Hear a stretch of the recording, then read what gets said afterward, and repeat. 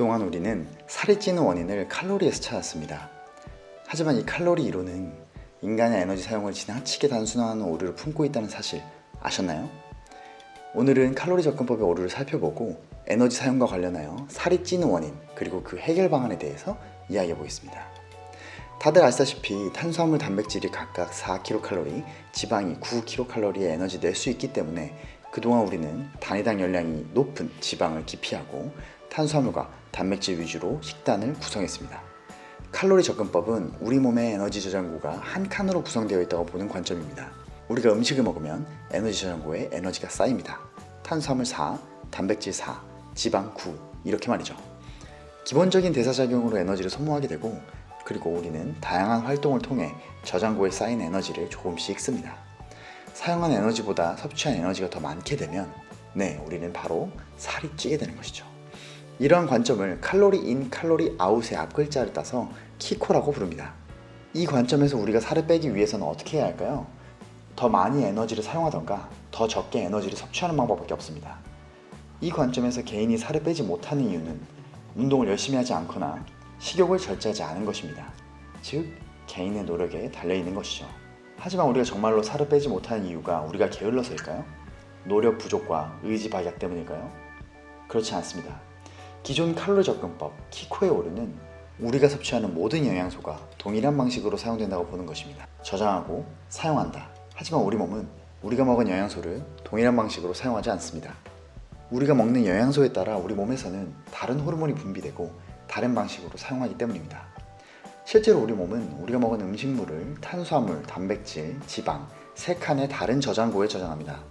이 중에서도 탄수화물 저장고와 지방 저장고가 에너지로 사용되고 단백질 저장고는 기본적으로 우리 몸의 효소와 근육을 만듭니다. 에너지 저장고는 엄밀히 말하면 2칸이죠. 이 3칸의 저장고는 다 연결되어 있습니다. 탄수화물이 넘치면 지방으로 변환되기도 하고 지방이 사용되면서 포도당을 생성하기도 합니다. 단백질 또한 포도당을 만들고 또 지방으로 에너지 낼 수도 있죠. 탄수화물 저장고는 단기 저장고입니다. 간과 근육 속에 저장된 글리코겐은 약 24시간 동안 음식물 없이 사용할 수 있을 정도의 양이며 금방 꺼내쓸 수 있고 금방 고갈됩니다. 하지만 지방 저장고는 장기 저장고입니다. 장기적으로 사용하기 위하여 저장된 만큼 한 번 꺼내 쓰는 것도 어렵습니다. 이렇게 각각 다른 통에 담기는 탄수화물과 지방 저장고는 우리 몸에 있는 하나의 호르몬에 의해 조절됩니다. 바로 인슐린이죠. 인슐린은 탄수화물 저장고의 사용을 관장합니다. 탄수화물을 섭취하면 인슐린이 분비되어 탄수화물의 회로를 켜게 됩니다. 그리고 탄수화물이 사용되는 동안 지방이 사용되지 못하도록 막습니다. 너무 넘치는 탄수화물 또한 장기 저장고에 지방으로 변환되어 저장됩니다. 만약 우리가 섭취하는 탄수화물보다 더 많이 에너지를 사용한다면 어떻게 될까요? 네, 맞습니다. 탄수화물 저장고에 에너지가 고갈되게 되면 지방으로 에너지를 태우게 됩니다. 이것이 그동안 에너지 대사량을 늘려 체중을 감량했던 키코의 방식입니다. 섭취를 줄이고 사용을 늘린다. 키코의 방식으로도 살이 빠지는 이유죠. 하지만 문제는 우리 모두의 식습관과 몸 상태 그리고 에너지 사용이 위와 같지 않다는 겁니다.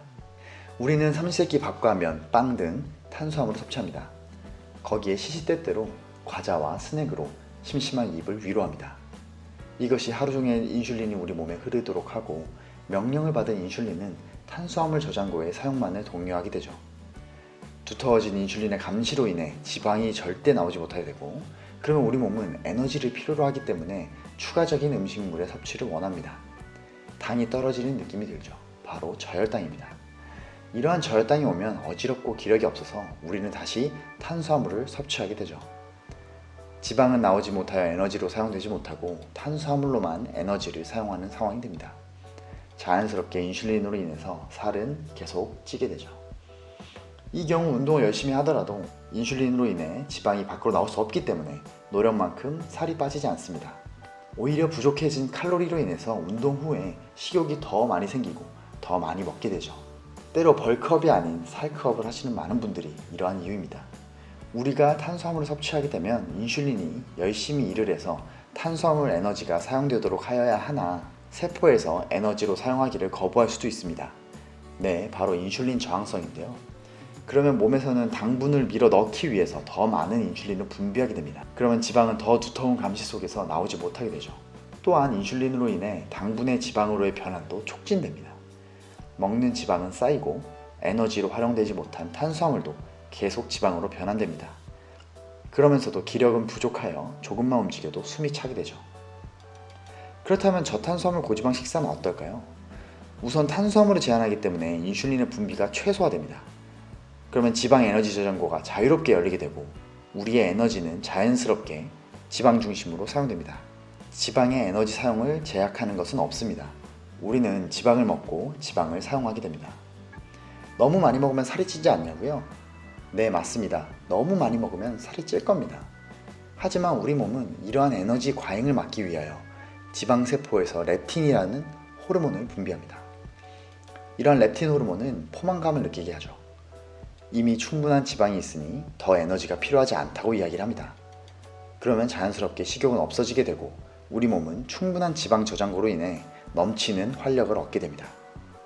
인체는 충분히 똑똑해서 탄수화물이 필요한 곳에서는 지방의 글리세롤을 포도당으로 바꿔 사용할 수 있도록 합니다. 그래서 충분한 지방이 공급받고 있는 한 탄수화물 결핍은 일어날 수가 없죠. 또한 지방을 에너지로 사용하고 있다면 굳이 단백질을 탄수화물로 바꿔 에너지를 내지 않습니다. 여전히 신체 기관을 구성하는 게 단백질 저장고의 중요한 역할이니까요. 살이 찌는 원인을 우리의 게으름과 탐욕으로 돌리는 것은 우리 스스로에게 너무 잔혹한 일입니다. 때로는 진짜 범인, 인슐린의 탓으로 돌려주세요. 탄수화물을 주지 않음으로써 인슐린을 혼내주시고 지방이라는 훌륭한 에너지원을 사용할 기회를 얻으세요.